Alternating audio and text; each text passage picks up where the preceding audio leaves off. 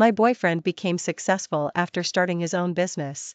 The first thing he did was kick me to the curb, me, the girlfriend who'd stood by him for 6 years through thick and thin, to marry a rich heiress.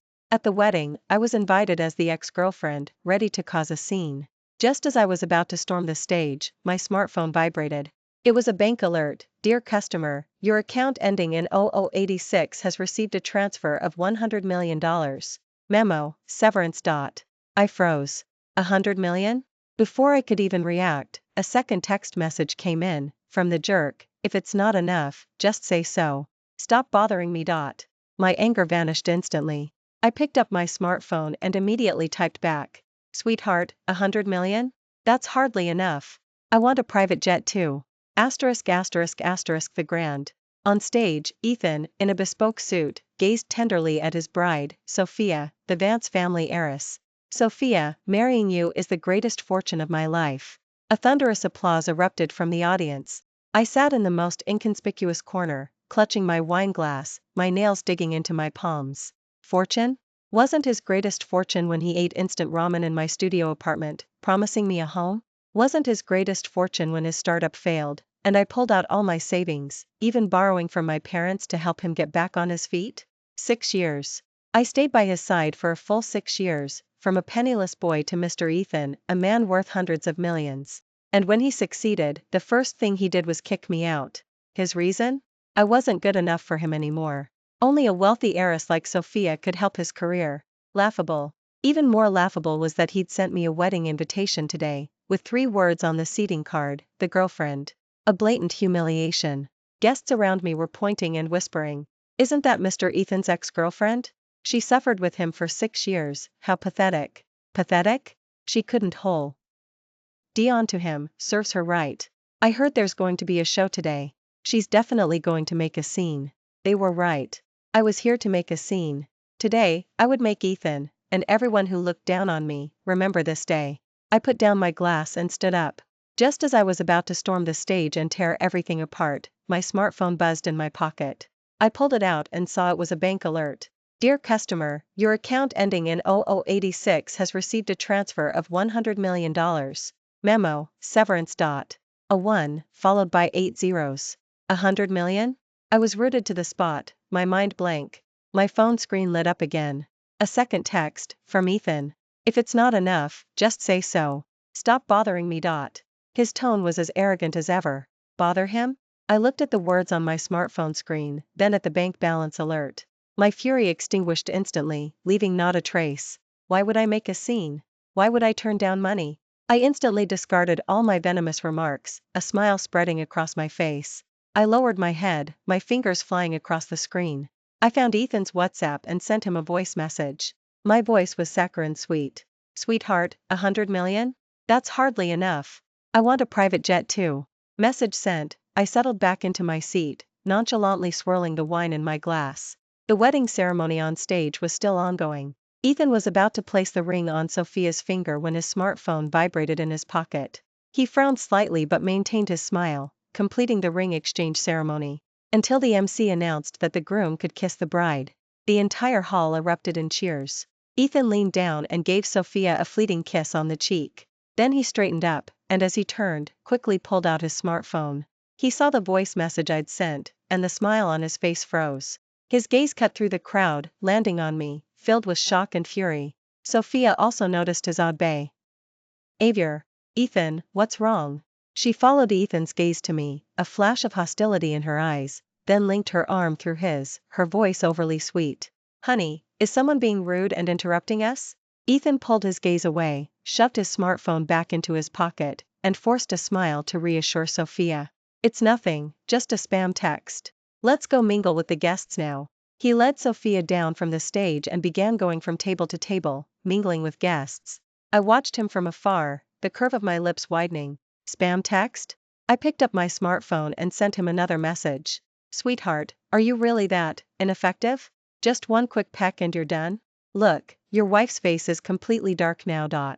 Halfway through his rounds, Ethan's steps faltered, and he pulled out his smartphone again. I saw his hands shaking. Sophia, beside him, her face completely fell. Ethan, who are you texting? I said it's nothing. Ethan's voice was a bit too loud, causing guests at several nearby tables to look over.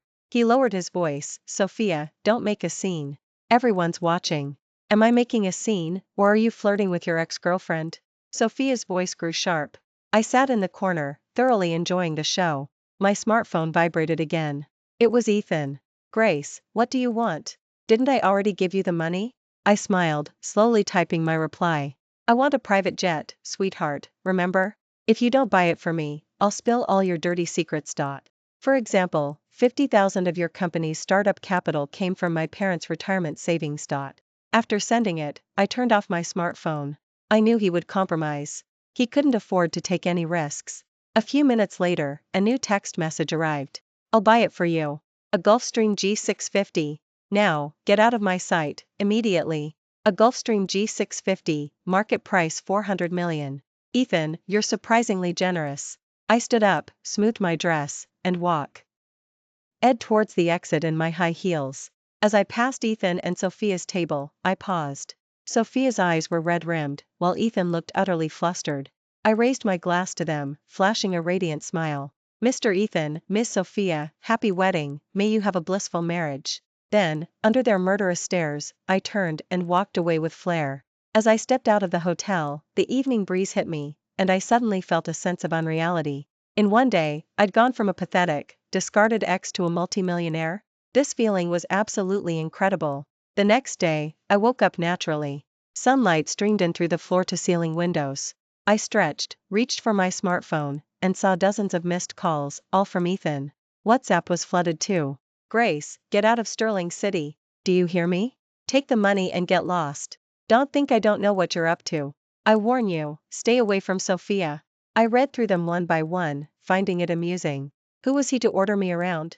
I slowly got out of bed, washed up, put on exquisite makeup, took a selfie in the mirror, and posted it on my social media feed.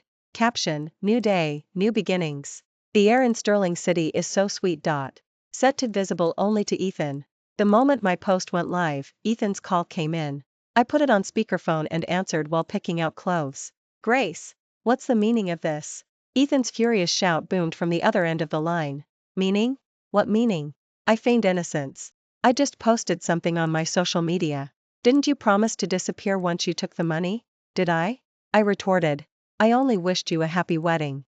I never said I'd leave you." Ethan was too choked with anger to speak. I took out a new Chanel dress from my walk-in closet and held it up against myself in front of the mirror. "Ethan, get this straight." My voice on the phone grew cold.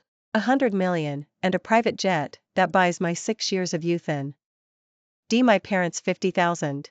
As for my personal freedom, you're not nearly qualified enough to buy that. "Oh, and," I changed tack, smiling again, "the jet I ordered? It needs to be a custom pink, diamond encrusted, something truly bling bling. With that, I hung up. My mood instantly improved.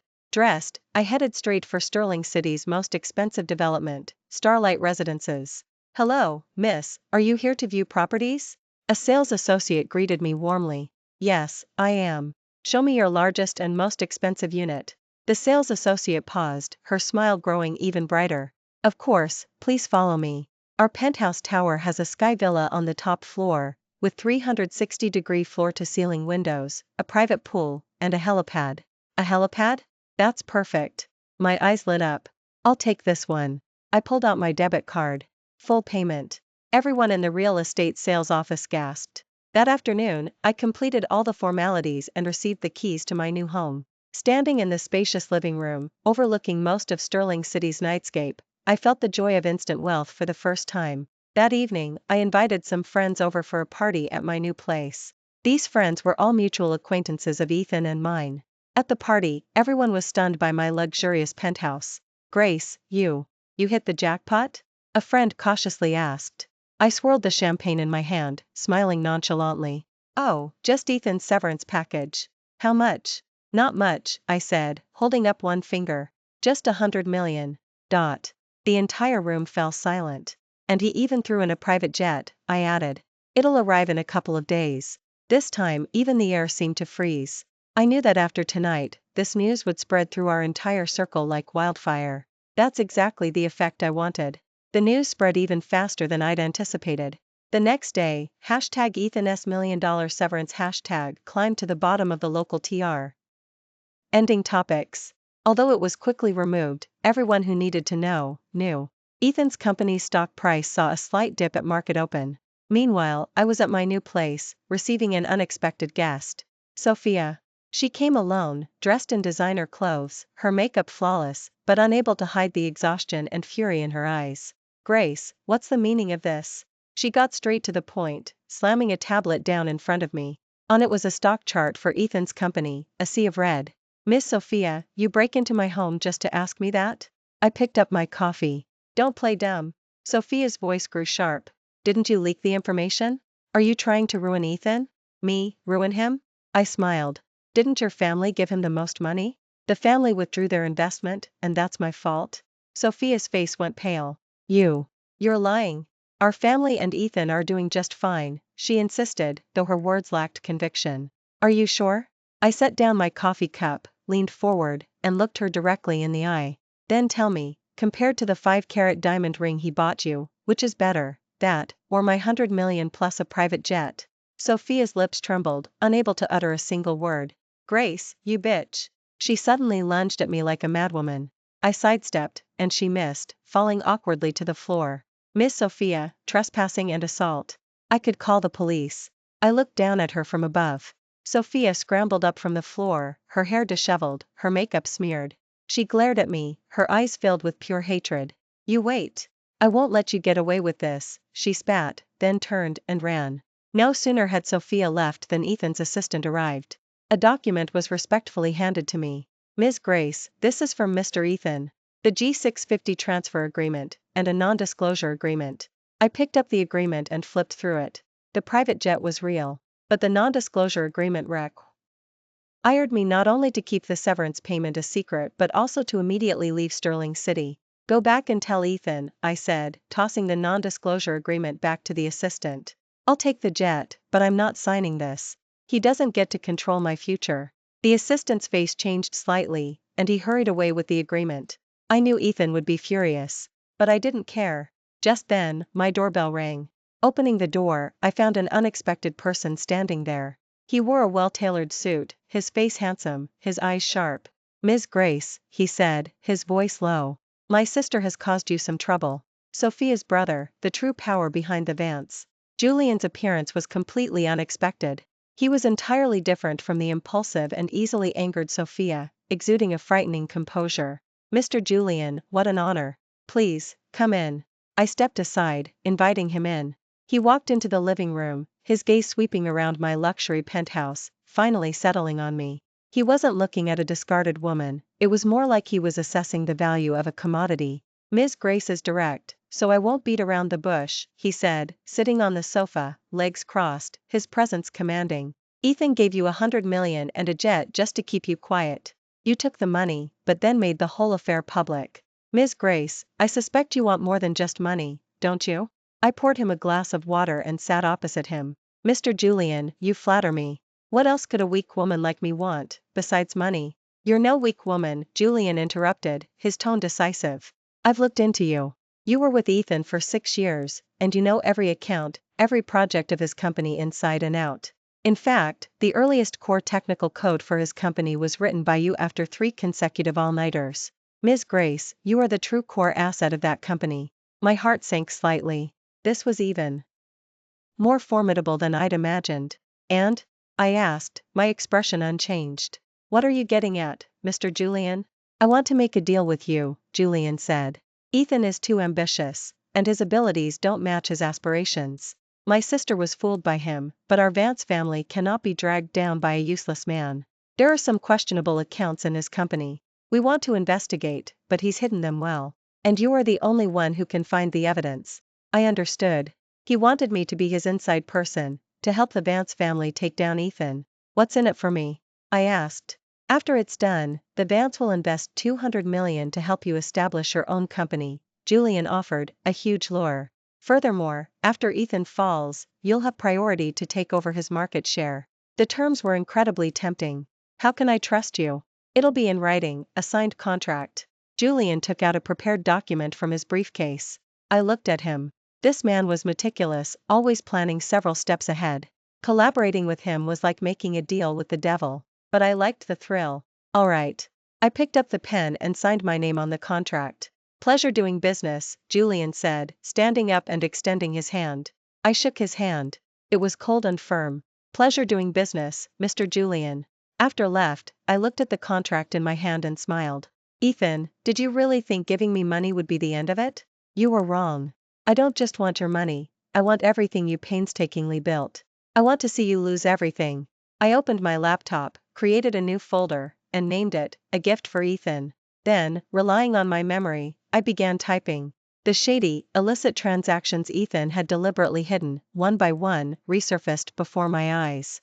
I spent 2 full days compiling a detailed dossier. It included evidence of Ethan's company's tax evasion and records of public funds he'd embezzled for bribes to secure projects. He had personally told me about these things, boasting of his methods back then.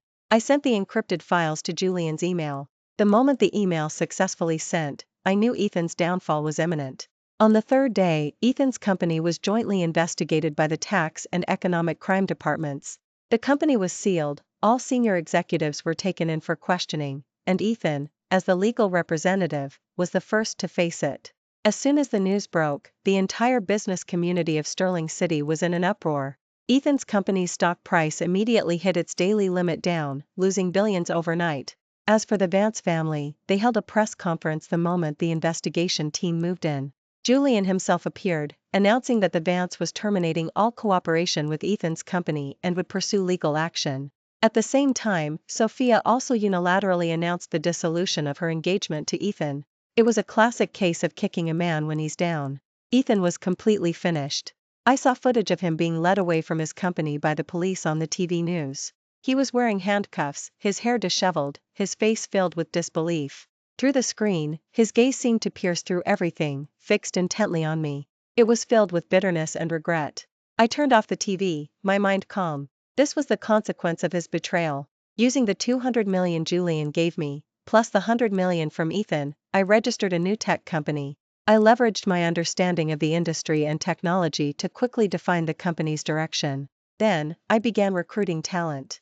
My first targets were the capable technical experts in Ethan's company who had been suppressed and marginalized by him. I personally called them, one by one. Hello, is this Mike? This is Grace. GMS Grace? The person on the other end of the line sounded surprised. Don't call me Ms. Grace. Grace is fine. I've started a new company, and I'd like to invite you to be our technical. Salary doubled, with stock options. Would you consider it? No one could refuse such an offer. In less than a week, I'd poached more than half of Ethan's company's core technical team. My company launched successfully and with great promise. Everything was falling into place. I thought my entanglement with Ethan would finally end here, but I never expected him to get out. Ethan was convicted of embezzlement, but because the Vance family eased up, and he actively returned the ill-gotten gains, he only received a suspended sentence.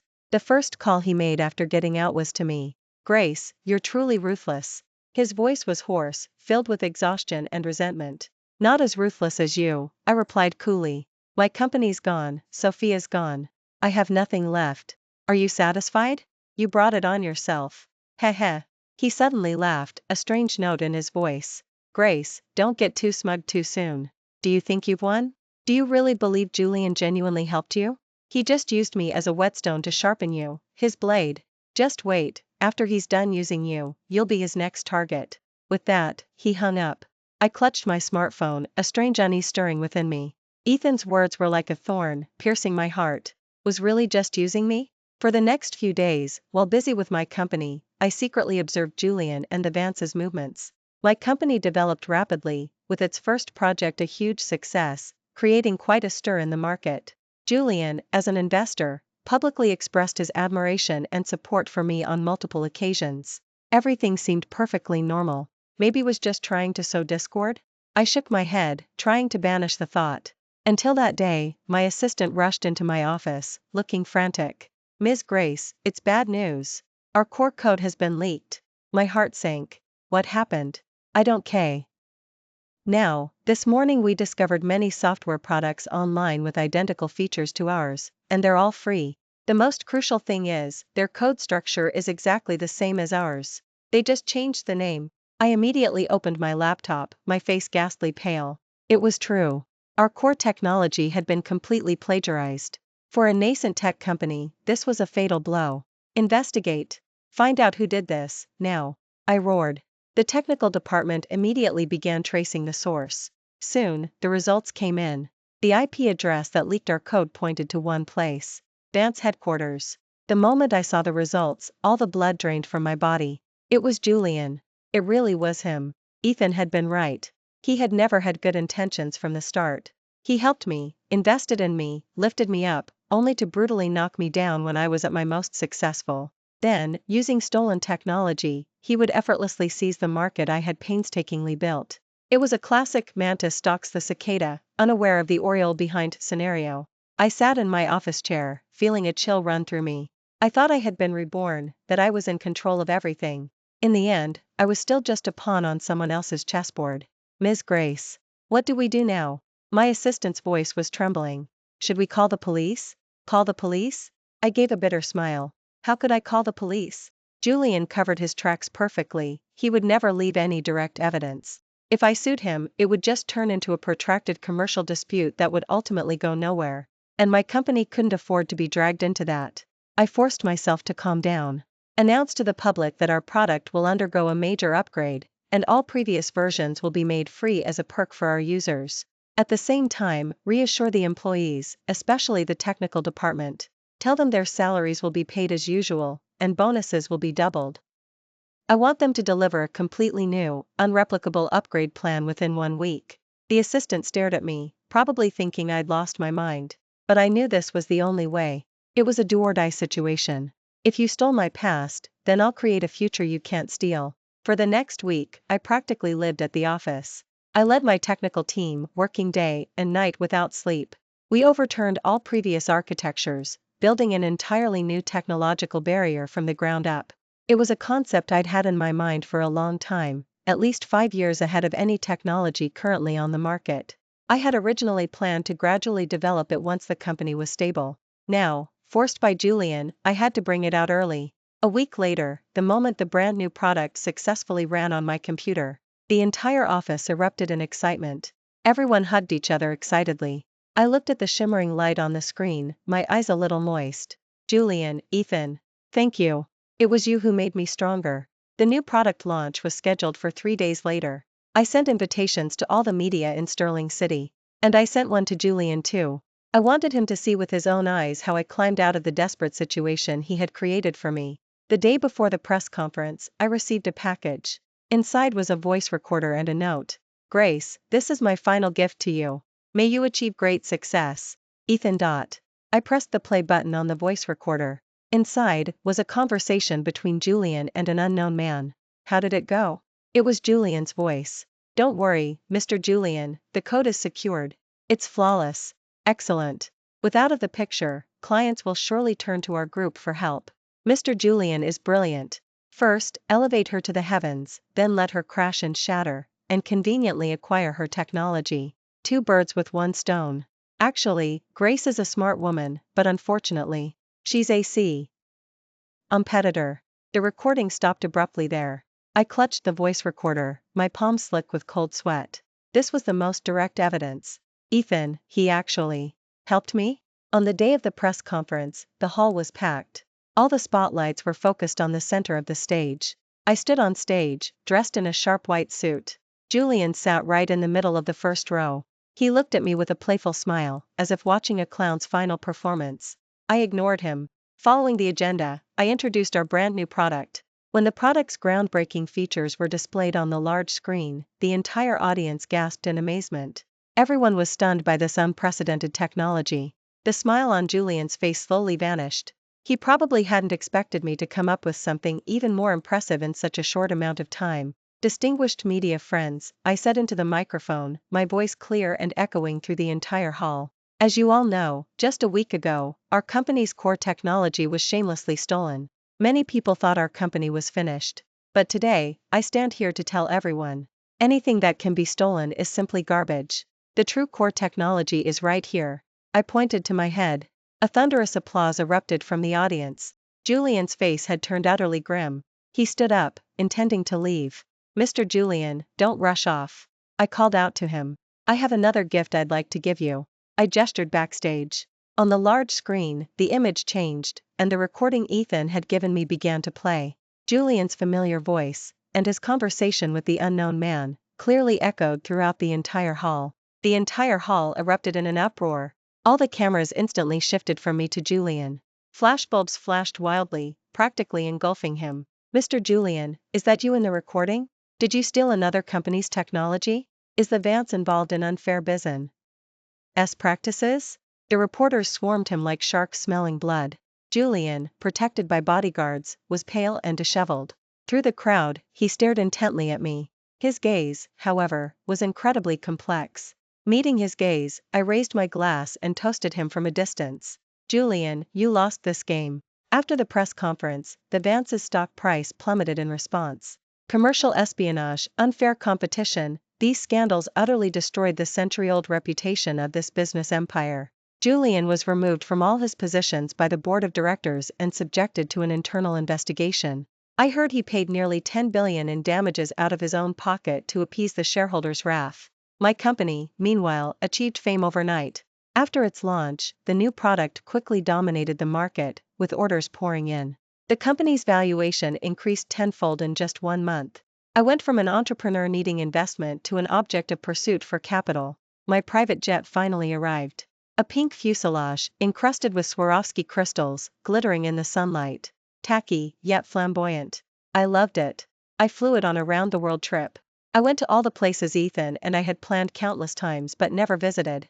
Paris, Rome, Santorini. Standing beneath the Eiffel, looking at the scenery, my heart felt unusually peaceful. All the past love and hate seemed to dissipate with the journey. After returning from my trip, I received a meeting request from Ethan.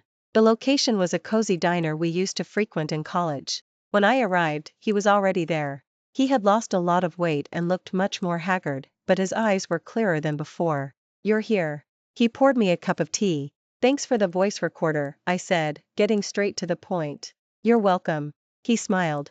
"I just didn't want to see you manipulated by someone else again. I thought you hated me." "Hate?" He nodded, then shook his head. "At first, I wanted to kill you. You ruined everything I had. But later, while I was inside, I thought a lot. I was the one who wronged you first. I was blinded by money and power, and I forgot my original intentions. I thought marrying Sophia would be my shortcut to success. Instead, I became a puppet of the Vance family, and even when my parents were sick and I needed money, I had to humble myself before Sophia. In the end, I deserved what I got." He said a lot in one breath, as if pouring out everything that had been weighing on his mind. I listened quietly, without interrupting. "Grace," he looked up at me. "Seeing you so successful now, I'm genuinely happy for you. Truly." I looked into his eyes. There was no longer any calculation, no resentment, just a sense of acceptance. "Ethan," I said, "it's all in the past." "Yes, it's all in the past." He raised his teacup. "I'll toast you, consider it closing the chapter on our 6 years together." I raised my teacup and clinked it against his. "Goodbye, Ethan." "Goodbye, Grace." Walking out of the cozy diner, the sunlight outside was just right. I glanced back. Ethan was still sitting there, his figure looking desolate. Thank you for watching today's story. If you enjoyed this video, please like it and share it with your friends. We look forward to hearing your thoughts in the comments, so feel free to share your opinions. Don't forget to subscribe to our channel for more exciting stories. See you next time.